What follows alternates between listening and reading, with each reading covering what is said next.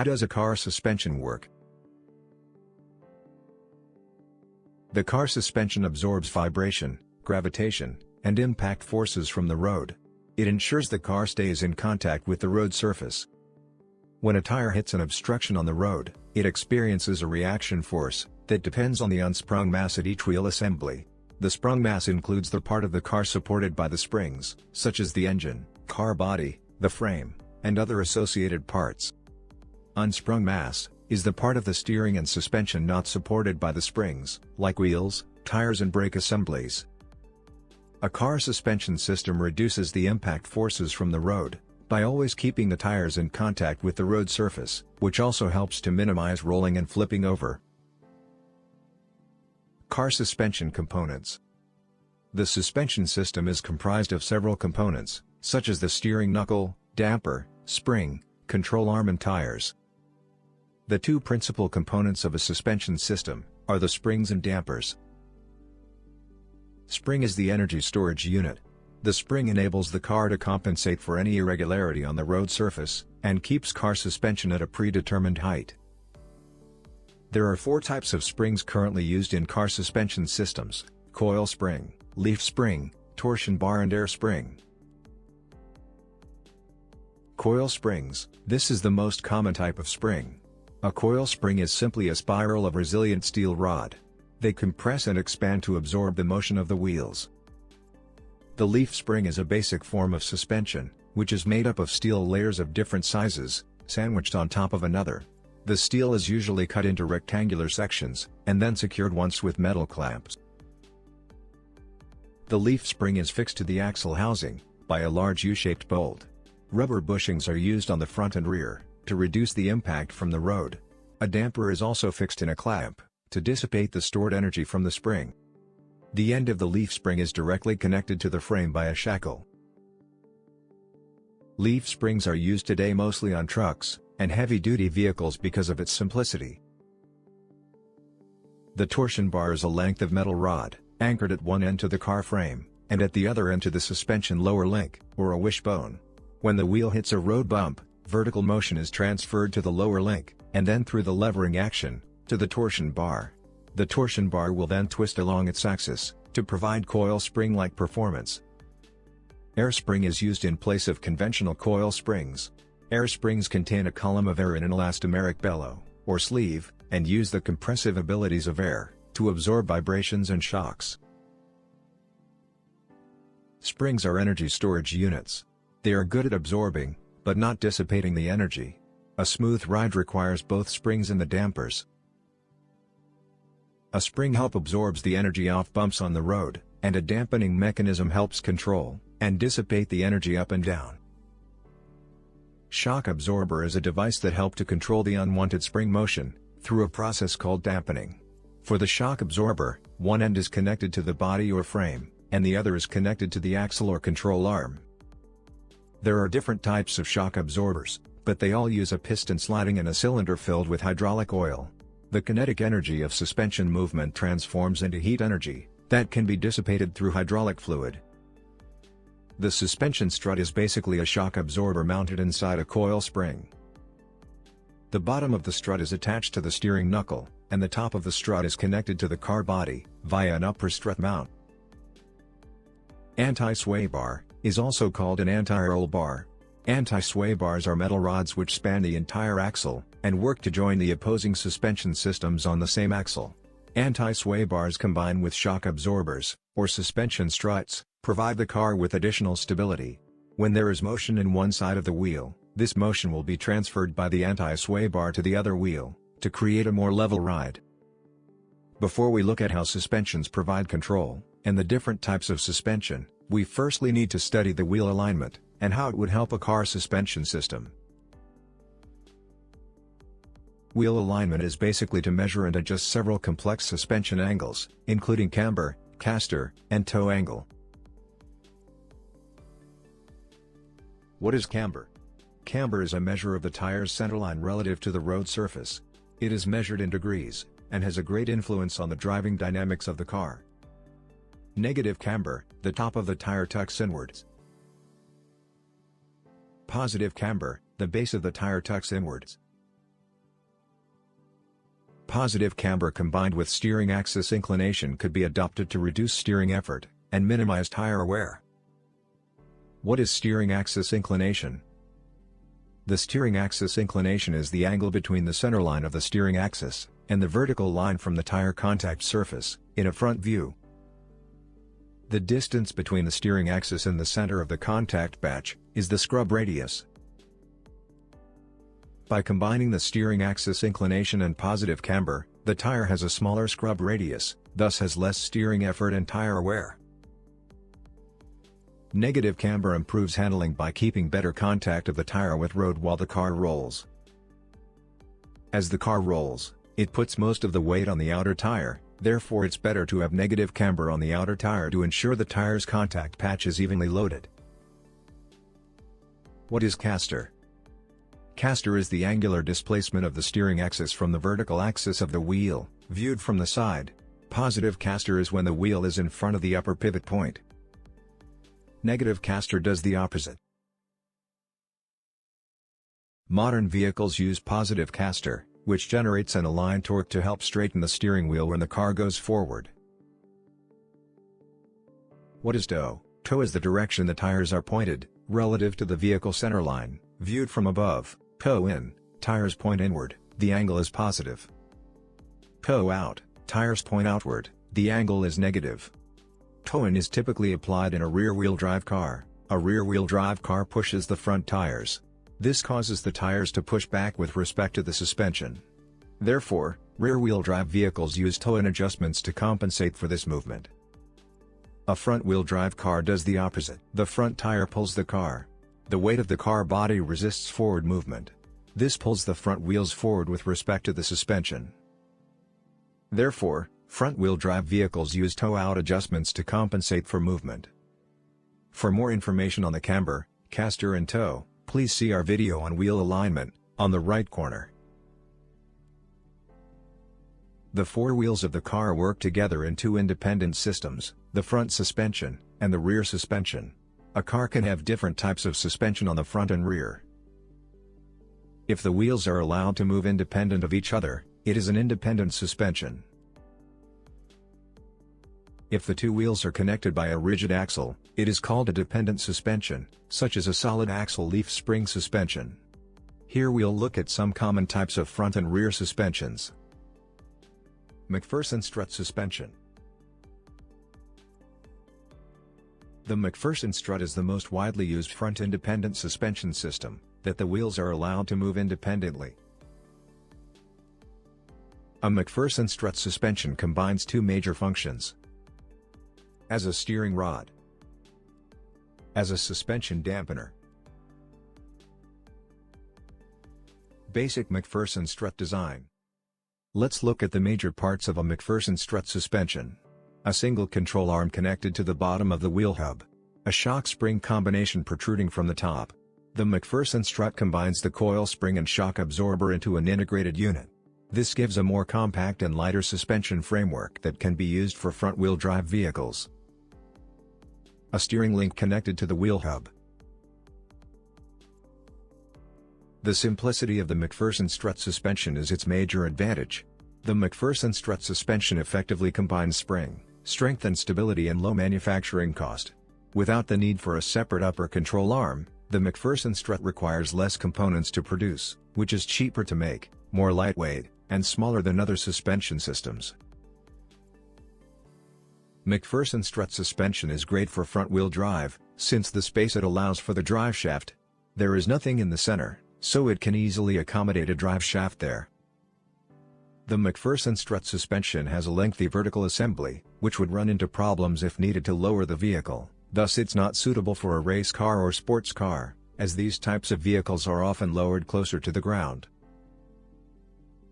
Due to the simplicity of the McPherson strut suspension, it is small camber changes with body roll.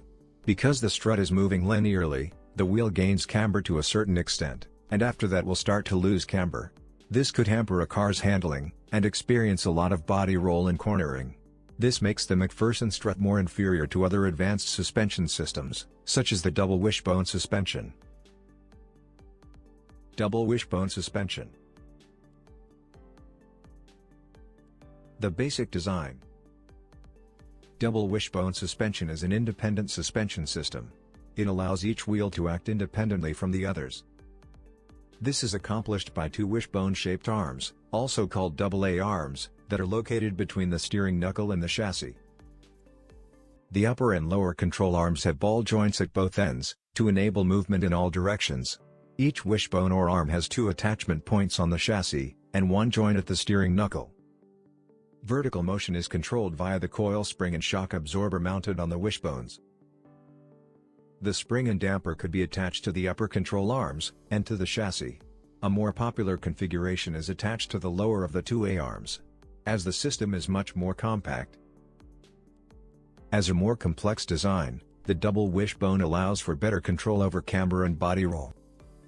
Traditional double wishbone suspension is made up of two parallel control arms of equal length.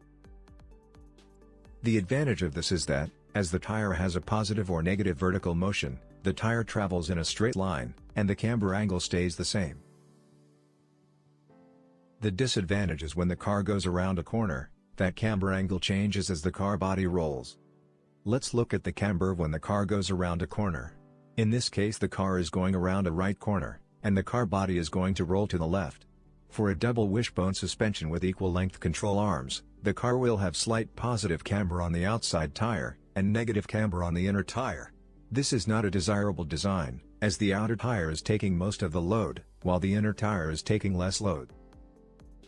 To solve this problem, the double wishbone suspension uses a shorter upper control arm, that the tire will have induced negative camber during a vertical travel. This is beneficial when the car goes around the corner.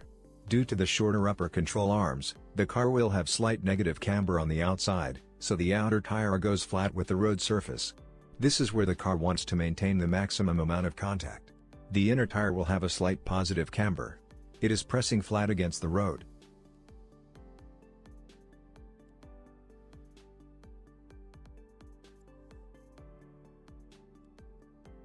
The more a double wishbone suspension is compressed, the more negative camber is gained, due to the use of unequal length control arms.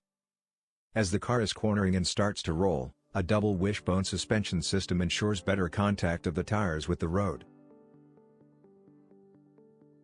A double wishbone suspension has more components, and therefore it is more expensive to design, manufacture, and maintain than other suspensions. In addition, due to the large number of parts, a double wishbone suspension system is heavier, and requires more space than other suspension systems. Multi-link suspension. Derived from a double wishbone suspension, the multi-link suspension has 3 or more lateral arms, plus 1 or more longitudinal arms. The arms do not have to be of the same length. In addition, they can be angled away from their natural orientation. Each arm usually has a ball joint or rubber bushes at each end. Some multi-links use wishbones with 2 bushings on one end. Some multi-links also use trailing arms. A variation of the same concept is the solid axle multi-link system. The solid axle multi-link system offers similar benefits, but has several advantages over independent multi-link suspensions. It is much cheaper and easier to build, offers good mechanical durability, and excellent reliability, and has very similar advantages.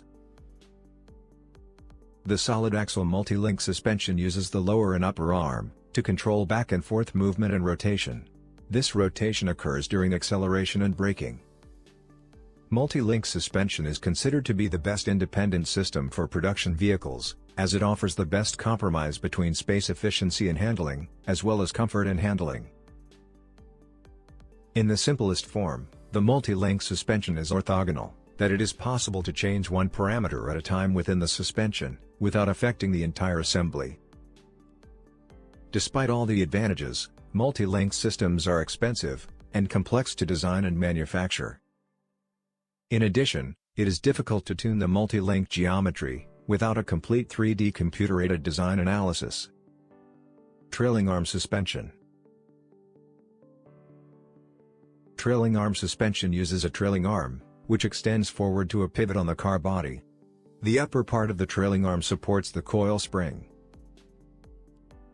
Trailing arm suspension can be found in rear-wheel drive passenger cars, and light trucks.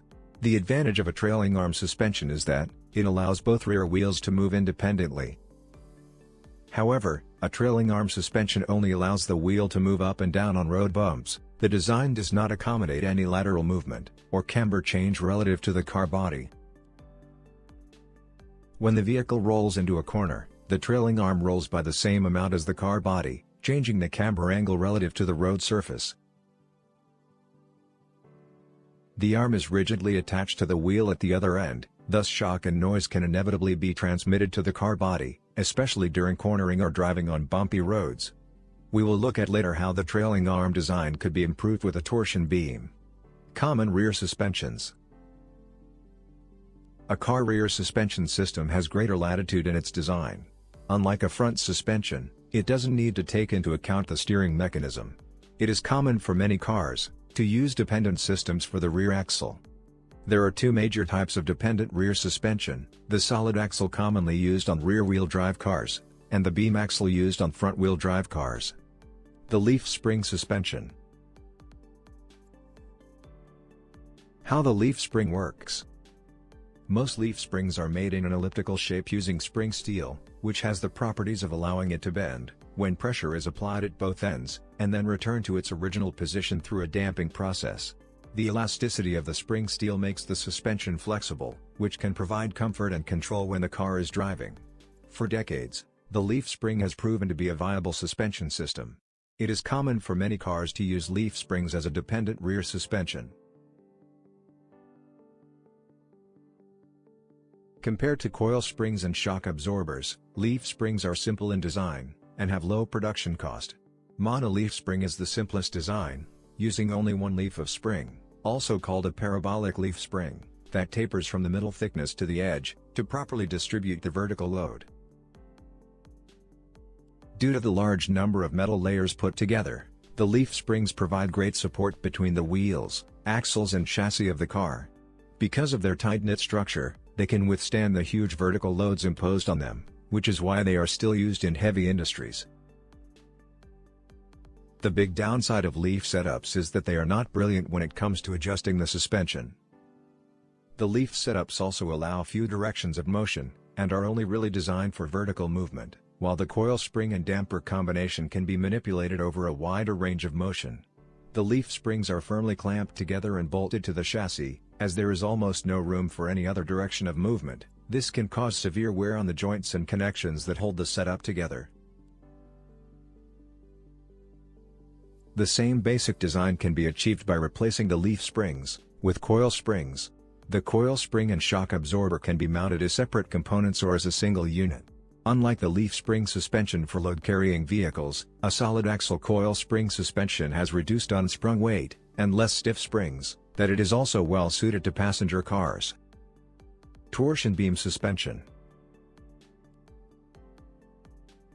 Torsion beam suspensions, also known as twist beam suspensions, are commonly found on some entry-level or cheaper car models, due to their low manufacturing costs.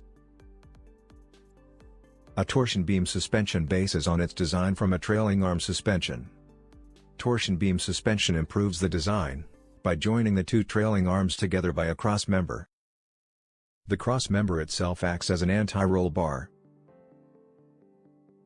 When a wheel hits a bump and goes up, the beam will be deflected, and transfer part of the load into the other wheel.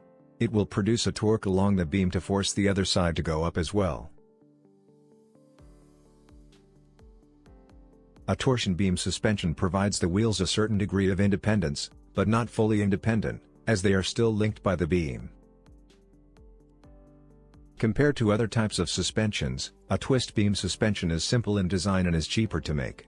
The beam itself acts as an anti-roll bar that simplifies things at the rear. However, it doesn't allow for much wheel adjustment by engineers. It also needs a lot of reinforcement to mitigate the fatigue at the welding points. Nowadays, new types of car suspensions are also gaining popularity, such as the air suspension, which uses air bellows to replace the conventional coils and dampers. The airbag is filled with air from the tank to keep the car at the desired height. To lower the car, air is released from the airbags. To lift the car back up, pressurized air is pumped back into the suspension. Air suspensions provide great comfort and load-bearing capacity.